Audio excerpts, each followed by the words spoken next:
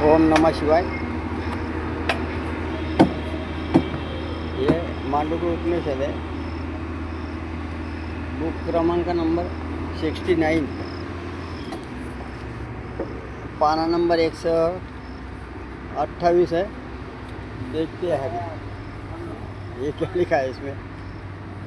हाँ, नृपपत्ति नुप क्या है, नृपपत्ति रीति चेतन प्रधान कृतस्थर्थ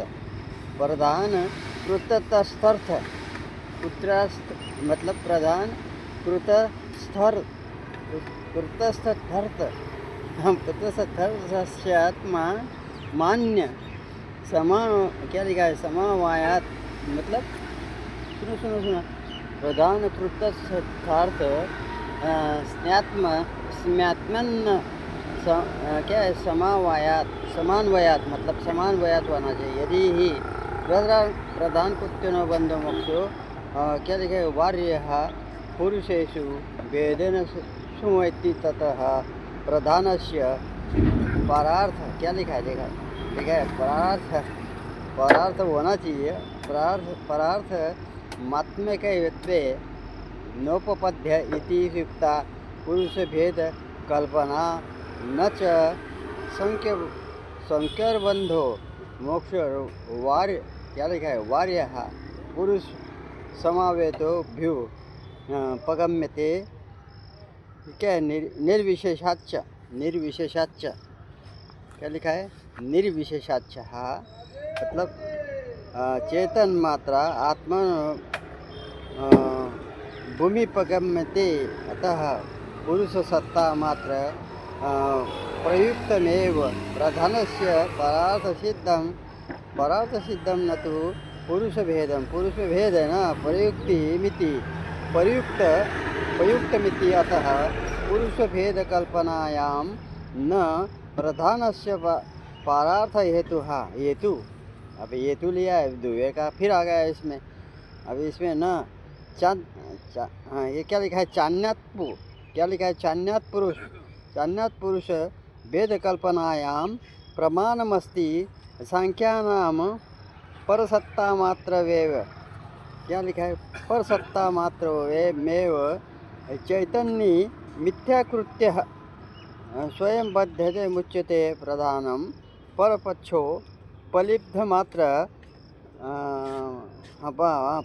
परपक्षो लब्धि मात्र सत्ता स्वरूपेण प्रधान प्रवृत्तौ हेतुर्न केनचि विशेषणेति केवलं मूढ़य्य क्या लिखा है, मूढ़त्वयव पुरुष भेद कल्पना वेदार्थ परित्यागच्छ वेद से परित्याग किया जाता है, ऐसा लिखा है इसमें। ये क्या है, प्रधान की परार्थकता भी स्वभाव नहीं है, तो ऐसा कहना ठीक नहीं, क्योंकि प्रधान द्वारा प्रधान એટલે प्रकृति क्या है, प्रधान संपत्ति कार्य का आत्मा से साथ संबंध नहीं है, आत्मा के साथ संबंध जोड़ना चाहिए।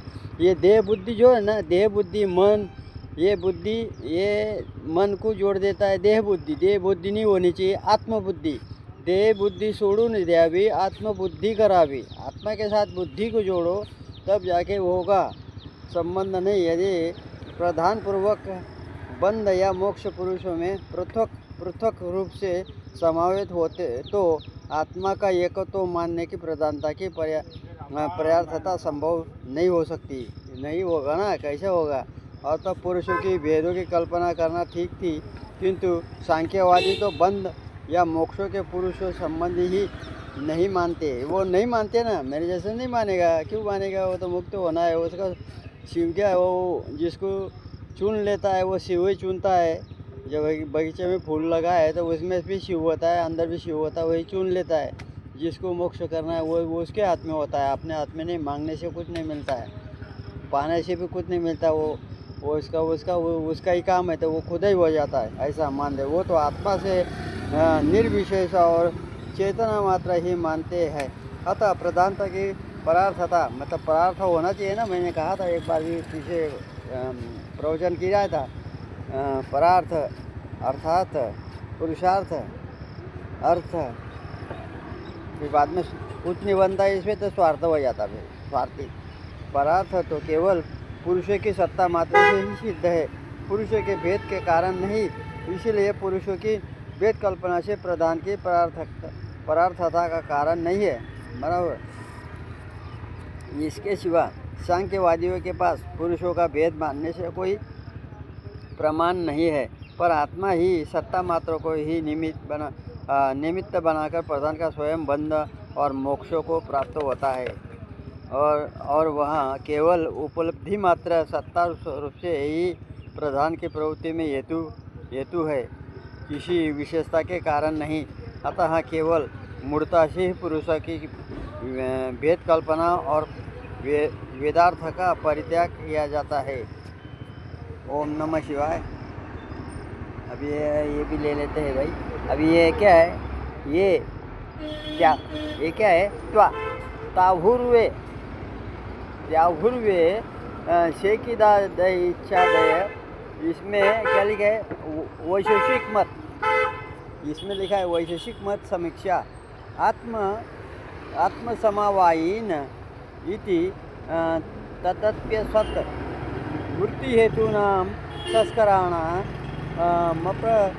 क्या है प्रदेश वत्यात्मान्य समान्वयात् आत्मनः संयोगाच्च स्मृत्युत्पत्तये स्मृति नियमानुपपत्तिः युगपद्वः सर्वस्मृत्युत्पत्ति प्रसंग न च भिन्न जायत्यानां स्पर्शा। ये क्या लिखा है, स्पर्शादि म्हणजे जो स्पर्श होता है मन आदि बिह आत्मसंयोग क्या है अनुपपत्ति है। इनात्मानां मन आदिभ्यः संबंधो युक्त न च द्रव्या।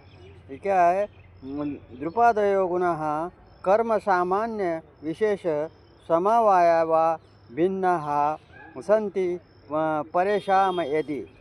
बराबर।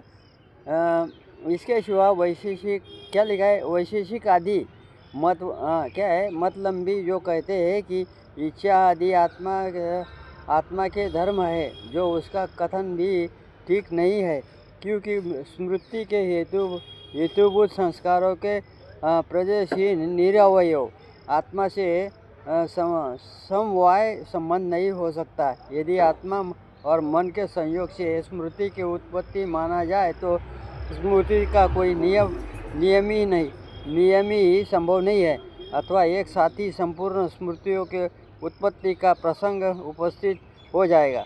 इसके सिवा स्पर्शादि से रहित भिन्न जातीय आत्माओं का मन आदि के साथ संबंध माना भी नहीं है, तथा दूसरों के मत में द्रव्य से रूप आदि उसके गुण एवं कर्म सामान्य विशेष और क्या है समवाय भिन्न भी नहीं है। यदि दूसरों के मत में वो इच्छा आदि द्रव्य से अभी थोड़ा बाकी रह गया है, उस समय ऐसा नियम नहीं हो सकता, क्योंकि वस्तु के प्रत्यक्ष अनुभव से समय उनकी स्मृति न हो, क्योंकि स्मृति का असमयवाही कारण आत्मा और मन का संयोग तो अनुभव काल में भी है ही। इसके सिवा ये क्या है असमवाही कारण की तुलना के कारण एक ही साथ समस्त स्मृतियों की उत्पत्ति का प्रसंग भी उपस्थित हो जाएगा। यदि कहो कि स्मृति के संस्कारों का उद्देश्य न होने के कारण एक साथ स्मृति नहीं हो सकती, तो ऐसा कहना ठीक नहीं, क्योंकि संस्कार और उनका उद्योत ये दोनों आत्माओं के ही रहते हैं।